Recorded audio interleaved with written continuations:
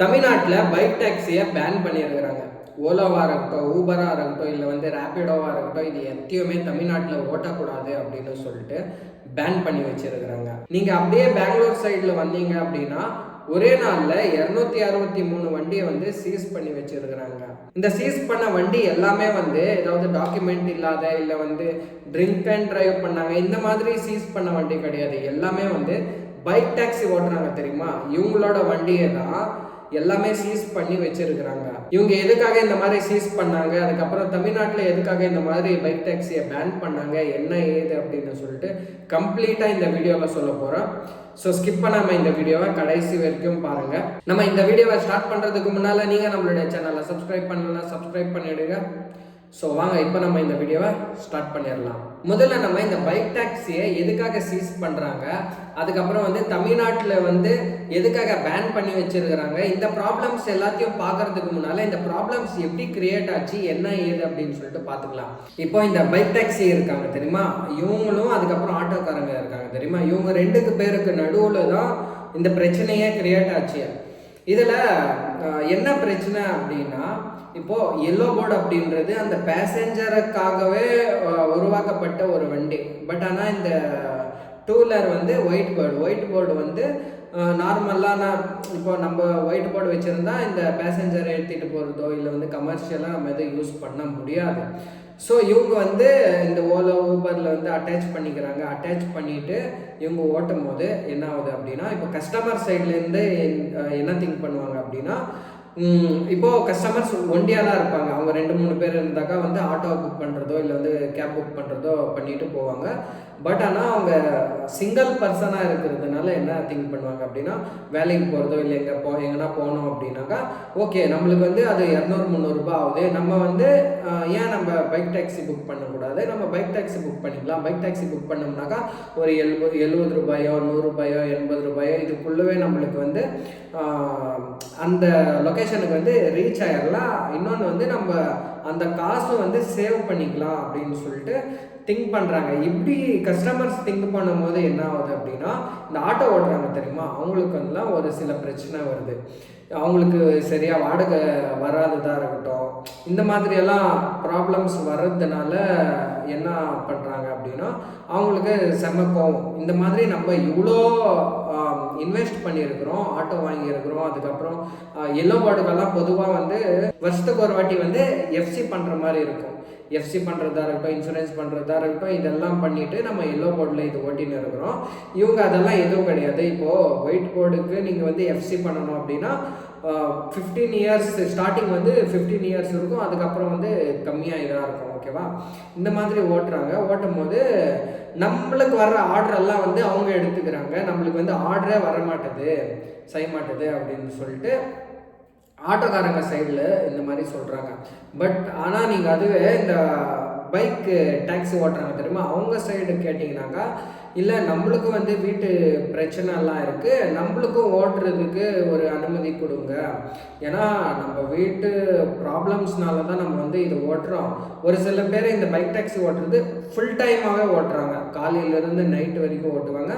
ஒரு சில பேர் பார்ட் டைமாக ஓட்டுவாங்க. பார்ட் டைமாக அப்படின்னா எப்படி அப்படின்னா, இப்போது காலையில் அவங்க வீட்டாண்டிருந்து ஆஃபீஸுக்கு போகிறாங்க அப்படின்னா, ஆஃபீஸுக்கு போகிற வழியில், இங்கேருந்து போகிற வழியில் ஆந்தி வேலை ஏதாவது ஒரு ஆர்டர் எடுத்துக்கின்னு அங்கே போய் இறக்கி விட்டுட்டு அப்படியே ஆஃபீஸ் போயிடுவாங்க. திருப்பி வரும்போது அங்கேருந்து ஆந்தி வேலை எடுத்துக்கின்னு அப்படியே இங்கே இறக்கி விட்டுட்டு அப்படியே வீட்டுக்கு வந்துடுவாங்க. இந்த மாதிரி பண்ணிகிட்டு இருப்பாங்க. இந்த மாதிரி பண்ணும்போது அவங்களுக்கு அந்த பெட்ரோலில் போய் வர்றதுக்கு பெட்ரோல் காசு ஆகுதுல்ல, அது மிச்சம் படுத்திக்கலாம். ஒரு நாளைக்கு 100-200 ஆகுதுன்னா அது 100-200 மிச்சப்படுத்திக்கலாம் அப்படின்னு சொல்லிட்டு ஓட்டுவாங்க. ஒரு சில பேர் வேலை முடிச்சுட்டு கூட அவங்க வீட்டு கஷ்டத்தினால ஒரு 3 ஹவர் 4 ஹவர் 2 ஹவர் அந்த மாதிரி ஒரு பார்ட் டைமாக கூட ஓட்டிப்பாங்க. இல்லை சாட்டர்டே சண்டே கூட நிறைய பேர் ஓட்டுறாங்க. நம்ம சாட்டர்டே சண்டே ஓட்டினா கொஞ்சம் அதிகமாக அமௌண்ட் கிடைக்கும், ஒரு கடன் கொடுக்கறதுக்காக இருக்கட்டும், இல்லை வீட்டில் ஏதாவது பொருள் வாங்குறதுக்காக இருக்கட்டும், எதுக்காவது யூஸ் ஆகும் அப்படின்னு சொல்லிட்டு இந்த மாதிரி ஓட்ட ஆரம்பிக்கிறாங்க.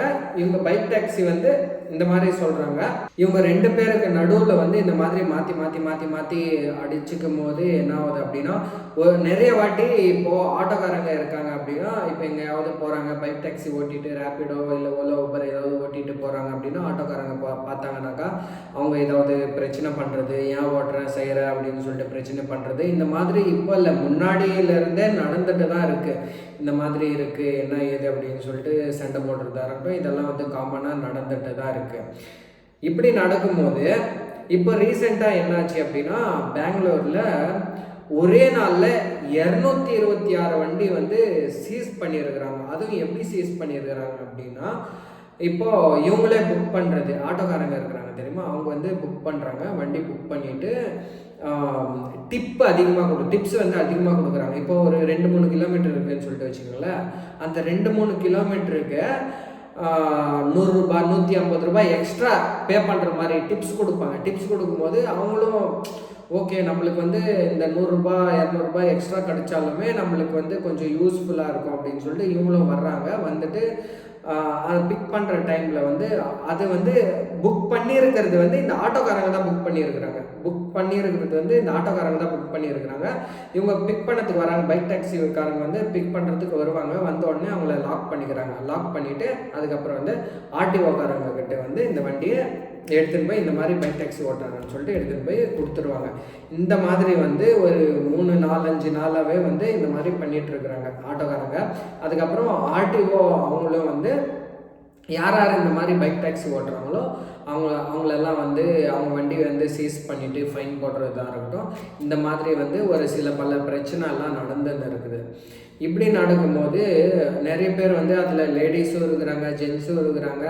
நிறைய பேர் வந்து இந்த மாதிரி இந்த சீஸ் பண்ணிட்டாங்க என் வண்டி அப்படின்னு சொல்லிட்டு நிறைய பேர் ஃபீல் பண்ணி பேசிகிட்டு இருந்தாங்க. பட் ஆனால் யாருமே அது இஷ்டப்பட்டு செய்கிறதுக்கு வர்றேன் அப்படின்னு சொல்லிட்டுலாம் வரமாட்டாங்க. அவங்க வீட்டு கஷ்டம், அவங்க வீட்டு ப்ராப்ளம்ஸ்னால தான் வர்றாங்க. பட் என்னன்னா இதில் பைக் டாக்ஸி ஓட்டுறவங்க என்ன சொல்கிறாங்க அப்படின்னா, நம்மளுக்கு இது வந்து யாருமே லீகலாக சொன்னது கிடையாது, இந்த மாதிரி ஓட்டக்கூடாது செய்யக்கூடாது அப்படின்னு சொல்லிட்டு. சடனாக வந்து நீங்கள் இந்த மாதிரி சீஸ் பண்ணீங்க அப்படின்னாக்கா நம்ம என்ன பண்ணுறது ஏதா பண்ணுறது அப்படின்னு சொல்லிட்டு இவங்க கொஷன் பண்ண ஆரம்பிக்கிறாங்க. நம்மளும் ஏதோ ஒரு கஷ்டத்துக்காக தான் வர்றோம் செய்கிறோம், நம்மளுக்கு வர்றது 200, 300, 500, 1000 இந்த மாதிரி தான். ஒரு நாள் ஃபுல்லாகவே நம்ம ஓட்டினாலும் ஒரு 1000 ரூபாய் அந்த மாதிரி தான் வரும். பட் இந்த மாதிரி சீஸ் பண்ணிட்டீங்கன்னா நம்ம என்ன பண்ணுறது எதை பண்ணுறது, நம்மளுக்குன்னு ஒரு ரூல்ஸ் எடுத்துன்னு வந்து நம்மளுக்கும் ஓட்டுறதுக்கான பர்மிஷன் கொடுங்க. சடனாக இந்த மாதிரி சீஸ் பண்ணிவிட்டா நம்ம என்ன பண்ணுறது அப்படின்னு சொல்லிட்டு இவங்க கேட்குறாங்க. இப்போ நீங்கள் சடனாக வந்து இந்த மாதிரி சீஸ் பண்ணிவிட்டு ஓட்டக்கூடாது செய்யக்கூடாது அப்படின்னா, இப்போ நம்மளுக்கு வேலைலாம் எதுவும் இல்லை, இப்போ வீட்டு வாடகை கட்டணும், மந்த்லி கொஞ்சம் எக்ஸ்பென்சிவெல்லாம் இருக்கும்ல, இந்த மாதிரி எல்லாம் இருக்குது, என்ன பண்ணுறது எதை பண்ணுறது அப்படின்னு சொல்லிட்டு இவங்க சொல்கிறாங்க. பட் இவங்க ஆட்டோக்காரங்க என்ன சொல்கிறாங்க அப்படின்னா, உங்களால் தான் வந்து நம்மளுக்கு இந்த மாதிரி வாடகைலாம் எதுவும் வரமாட்டது செய்ய மாட்டது அப்படின்னு சொல்லிட்டு இவங்க இந்த மாதிரி டிப் கொடுத்து வந்து பிடிச்சி ஆர்டிஓக்காரங்களுக்கு பிடிச்சி கொடுத்துன்னு இருக்கிறாங்க. இன்னொன்று என்ன பண்ணுறாங்க அப்படின்னா, ஒரு சில லேடிஸ் இருப்பாங்க தெரியுமா, அவங்கக்கிட்டேருந்து புக் பண்ண வச்சுட்டு அதுக்கப்புறம் அங்கேருந்து இங்கே பிக்கப் பண்ணின்னு வருவாங்க. கரெக்டாக இங்கே வந்தோடனே லாக் பண்ணி பிடிச்சி எடுத்துன்னு போயிட்டு ஆர்டிஓக்காரங்கிட்ட வண்டி சீஸ் பண்ணுறது, இந்த மாதிரி சீஸ் பண்ணிட்டு இருக்காங்க பெங்களூரில். ஆனால் அதுவே தமிழ்நாட்டில் வந்து எதுக்காக பேன் பண்ணியிருக்கிறாங்க அப்படின்னா, மதுரையை சேர்ந்த நவீன்குமார் அப்படின்றவர் ஒரு கேஸ் ஒன்று போட்டிருக்காரு. அந்த மனுவில் வந்து என்ன சொல்லியிருக்காரு அப்படின்னா, ரீசெண்டாக தமிழ்நாட்டில் இந்த பைக் டாக்ஸி வந்து ரொம்ப பாப்புலராக இருக்குது. இந்த ஓலாவாக இருக்கட்டும், இல்லை ஊபராக இருக்கட்டும், இல்லை வந்து ரேப்பிடோவாக இருக்கட்டும், இது எல்லாமே வந்து ரொம்ப பாப்புலராக போயிட்டுருக்கு. ஸோ அதனால் இந்த பைக் டாக்ஸியில் வந்து ஒரு சில சேஞ்சஸை வந்து கொண்டு வரணும் அப்படின்னு சொல்கிறாரு. அது என்னென்ன சேஞ்சஸ் அப்படின்னா, இப்போது ஒரு ஆட்டோ ஓட்டுறவங்க வந்து தனியாக ஏதாவது ஆர்டர் பிடிச்சி ஓட்டணும்னு சொன்னால் கூட ஓட்டிக்கலாம். பட் ஆனால் இந்த டாக்ஸி ஓட்டுறவங்களுக்கு வந்து, இந்த பைக் டாக்ஸி ஓட்டுறவங்களுக்கு வந்து ஏதாவது ஒரு ஆர்டர் வரும், அந்த ஆர்டர் அக்செப்ட் பண்ணிவிட்டு அதுக்கப்புறம் அந்த அப்ளிகேஷன்லேயே காட்டும், நீ இந்த இடத்துல பிக் பண்ணி நீ இந்த இடத்துல வந்து ட்ராப் பண்ணிக்கோ அப்படின்னு சொல்லிட்டு காட்டும். இவர் வந்து பிக் பண்ணி அங்கே ட்ராப் பண்ணார்னா ஒரு கமிஷன் அப்படின்றது அந்த அப்ளிகேஷனுக்கு போவோம். அதுக்கப்புறம் இவ்வளோ அமௌண்ட்டுன்னு சொல்லிட்டு இவருக்கு வரும். அந்த பைக் டாக்ஸி ஓட்டுறவங்க வந்து தனியாக எங்கன்னா ஓட்டணும் அப்படின்னு சொன்னாக்கா ஓட்ட முடியாது. இந்த அப்ளிகேஷன் தான் வந்து இந்த பைக் டாக்ஸிக்காரங்களை வந்து கண்ட்ரோலில் வச்சுன்னு இருக்கிறாங்க. அதுக்கப்புறமா இந்த பைக் டாக்ஸி ஓட்டுறாங்கல்ல, அவங்க மேலே வந்து ஒரு சில கேஸ் போடுறது, அதுக்கப்புறம் வந்து அவங்க பைக்கை சீஸ் பண்ணுறதா இருக்கட்டும், இல்லை வந்து அவங்க மேலே ஒரு சில ஃபைன், இப்போ பைக் சீஸ் பண்ணிவிட்டு ஃபைன் எல்லாம் போடுவாங்கல்ல, இந்த மாதிரி எல்லாம் பண்ணிகிட்டு இருக்கிறாங்க. பைக் டாக்ஸி ஓட்டுறவங்க இந்த மாதிரி ப்ராப்ளம்ஸ் எல்லாம் ஃபேஸ் பண்ணிகிட்டு இருக்கிறாங்க. ஸோ அதனால் பைக் டாக்ஸியை சரி பண்ணுறதுக்கு ஒரு டீம் ஒன்று ஃபார்ம் பண்ணிவிட்டு சட்டப்படி அவங்களுக்கு எந்த ஒரு ப்ராப்ளமுமே ஏற்படாத மாதிரி லைசன்ஸை கொடுத்து அதுக்கப்புறமா தமிழ்நாடு ஃபுல்லாக ஃபங்க்ஷன் ஆகணும். இதுக்காக கோர்ட் வந்து உத்தரவு போட்டால் நல்லா இருக்கும் அப்படின்னு சொல்லியிருக்கிறாரு. அது வரைக்கும் பைக் டாக்ஸி ஓட்டுறவங்க மேலே எந்த ஒரு ஆக்ஷனுமே எடுக்காதீங்க அப்படின்னு சொல்லியிருக்கிறாரு.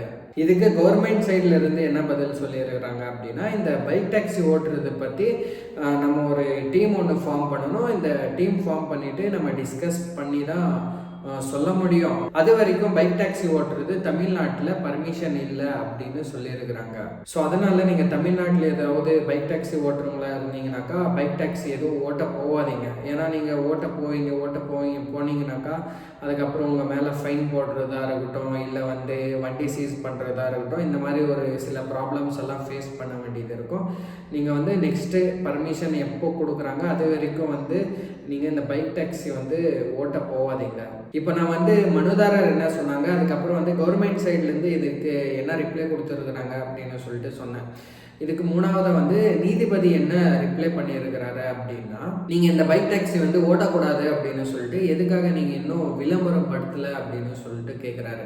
ஏன்னா இப்போ நிறைய பேர் வந்து ஃபுல் டைமாகவே இந்த பைக் டாக்ஸி தான் ஓட்டிகிட்டு இருப்பாங்க. அவங்க சடனாக வந்து என்ன பண்ணுவாங்க அப்படின்னா, அந்த மொபைல் அப்ளிகேஷன் ஓப்பன் பண்ணிவிட்டு அவங்க பாட்டு அவங்க ஓட்டுறதுக்கு போயிடுவாங்க. அதுக்கப்புறம் பிடிச்சி சீஸ் பண்ணாலோ என்ன பண்ணாலும் அவங்களுக்கும் எதுவும் தெரிஞ்சிருக்காதுல்ல. ஸோ அதனால தான் வந்து இவங்க இந்த மாதிரி கேட்குறாங்க. அவங்களுக்கும் தெரியாமல் வந்து பைக் டாக்ஸி ஓட்டுறதுக்கு போயிடுவாங்க.